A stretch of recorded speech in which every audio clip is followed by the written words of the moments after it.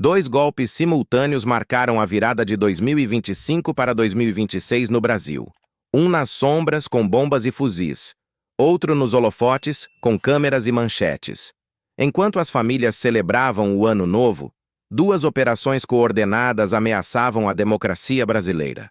Pela primeira vez na história do Brasil, um ex-presidente passou o Réveillon preso.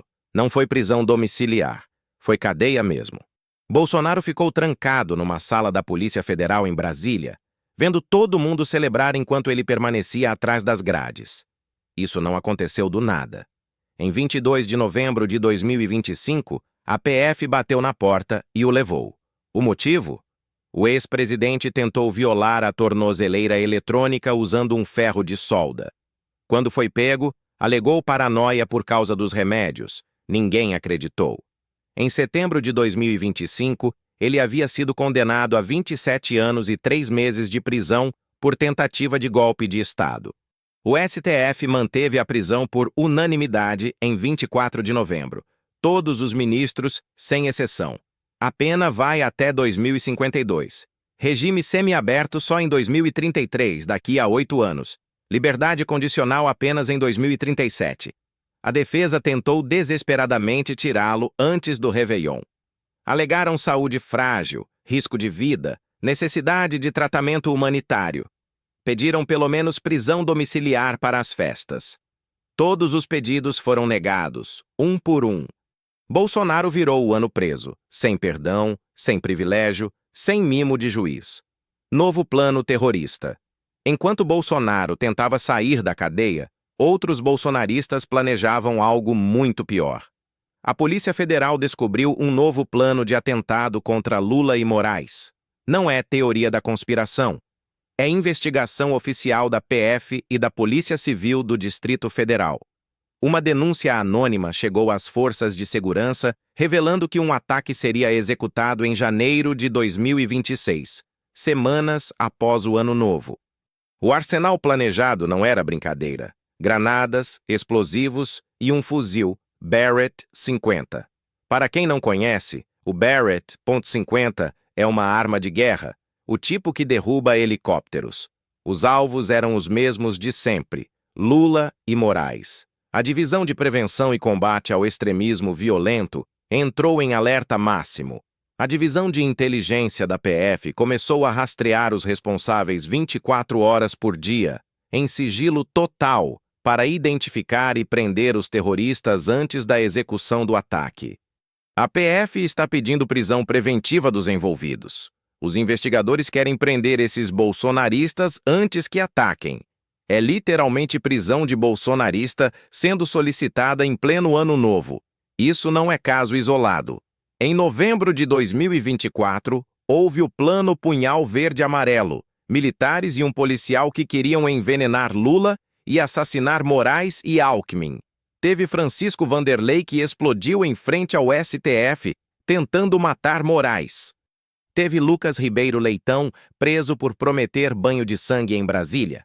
Teve até carro-bomba no quartel da PM do DF.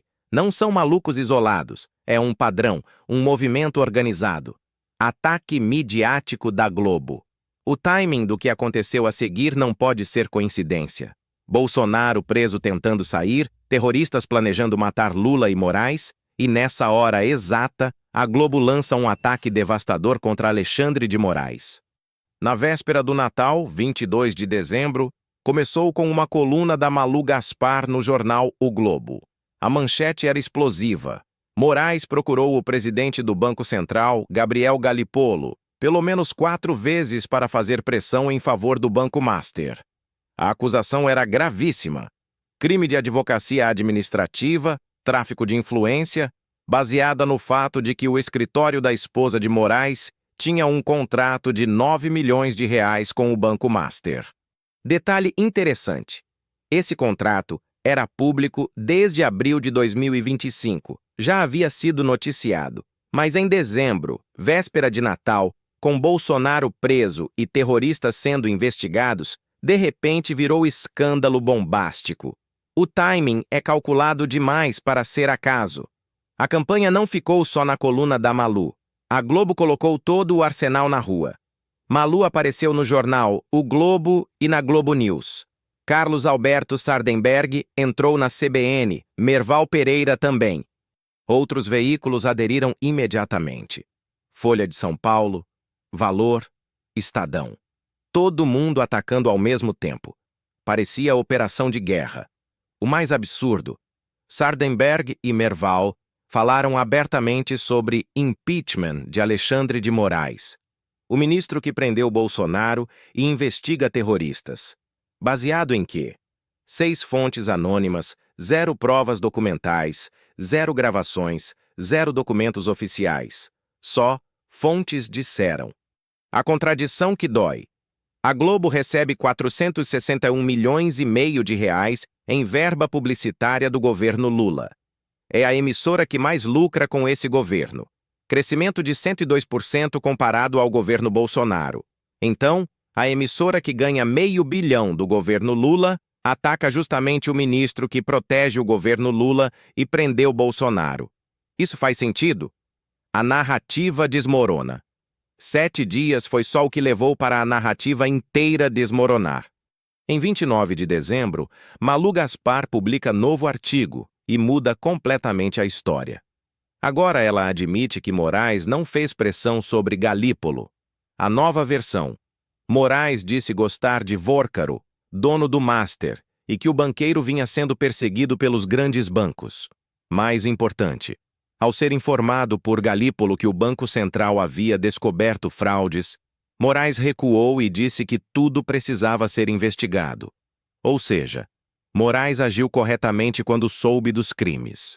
As notas oficiais destruíram de vez a narrativa. Alexandre de Moraes divulgou nota dizendo que as reuniões com Galípolo tratavam da Lei Magnitsky, sanções que ele e a esposa sofreram por ação do clã Bolsonaro. As reuniões não tinham nada a ver com o Banco Master. Gabriel Galípolo confirmou a versão de Moraes. Conversamos sobre as sanções, não sobre banco nenhum. O Banco Central foi além. A liquidação do Master foi decisão técnica, com aprovação unânime de 8 diretores mais o presidente. Foi baseada em fraudes de 12 bilhões e 200 milhões de reais. Não teve interferência de ninguém. A própria Malu admitiu no novo artigo que a liquidação foi decidida com aprovação unânime da diretoria do Banco Central, reconhecendo que não há como reverter a decisão técnica. E sabe o que ela fez? Mudou de alvo. Passou a atacar o ministro Dias Toffoli em vez de Moraes. As teorias sobre o motivo. Especialistas identificaram que aquilo não foi jornalismo normal. Foi campanha coordenada com objetivo político claro. Surgiram 3 teorias principais sobre o real motivo. Primeira teoria. A Globo está se protegendo. Existe uma caixa amarela guardada na 13ª Vara de Curitiba, arquivos de áudio e documentos da Lava Jato, que podem ter provas do envolvimento da própria Globo nas operações. Vazamentos seletivos coordenados com Sérgio Moro, construção de narrativas, tudo documentado. O ministro Dias Toffoli é o relator dessas investigações. Se essa caixa abrir, pode destruir a reputação da emissora para sempre. Segunda teoria. Enfraquecer o STF antes dos julgamentos finais do 8 de janeiro. Os processos estão na reta final. Se conseguirem derrubar Moraes, enfraquecem todo o processo de responsabilização, criam narrativa de perseguição política e abrem caminho para a anistia dos golpistas. Terceira teoria. Criar caos institucional mesmo. Dar respiro político para presos como Bolsonaro e Braga Neto, desestabilizar o governo antes de 2026, gerar crise no mercado financeiro, destruir a reputação do STF. Ou talvez seja tudo junto, as 3 coisas ao mesmo tempo. Esse padrão já foi usado antes. É exatamente o que a Globo fez na Lava Jato. Construíram Sérgio Moro como herói nacional através de vazamentos seletivos, fontes anônimas, manchetes coordenadas. Quando a verdade apareceu anos depois, nunca pediram desculpas, nunca fizeram autocrítica. As fontes comprometidas sobre a Malu Gaspar. Ela é conhecida pelo uso abusivo de fontes anônimas, ficou famosa pelas dezenas de notas sobre mal-estar nas Forças Armadas. Uma das fontes dela era Daniel Vorcaro, o próprio dono do Banco Master. Outras fontes eram diretores bolsonaristas remanescentes no Banco Central, nomeados por Bolsonaro, que saem dos cargos em 2025. Ou seja, as fontes tinham interesse direto na narrativa. Quem se beneficia, quem ganha com tudo isso? Bolsonaro preso ganha a narrativa de STF corrupto e parcial.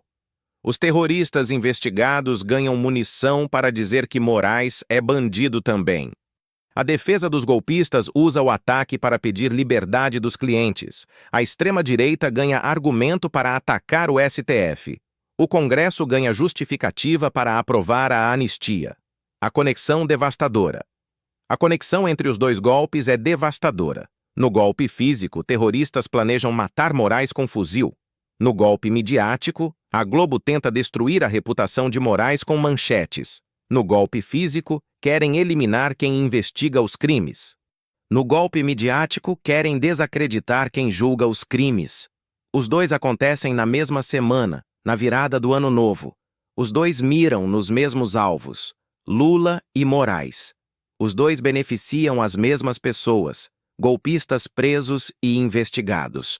Quando a bomba e o microfone apontam para o mesmo alvo no mesmo momento, ajudando as mesmas pessoas, ou é a maior coincidência da história, ou tem alguém coordenando tudo isso.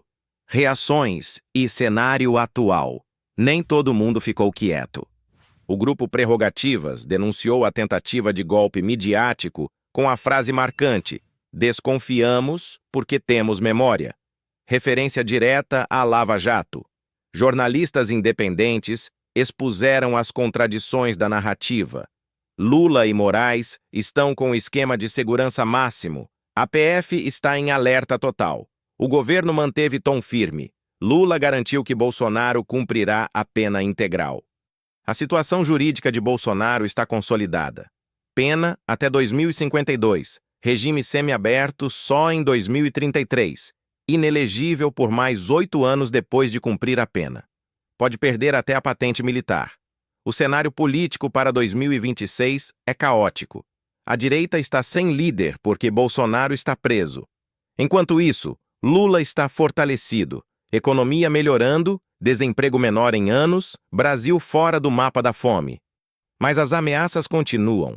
Terroristas tramando, mídia atacando instituições, Congresso articulando anistia. Os golpistas usam tudo: fuzil, bomba, tornozeleira adulterada, fuga para os Estados Unidos e manchete de jornal. 2026 será o ano que mostrará se o Brasil aprendeu a lição. Porque se só olharmos para o quartel e esquecermos da redação, se só vigiarmos a farda e ignorarmos a gravata, a democracia continua em perigo real. O inimigo não vem só de farda e tornozeleira. Ele vem também de terno, gravata, com o microfone na mão e $500 milhão no bolso.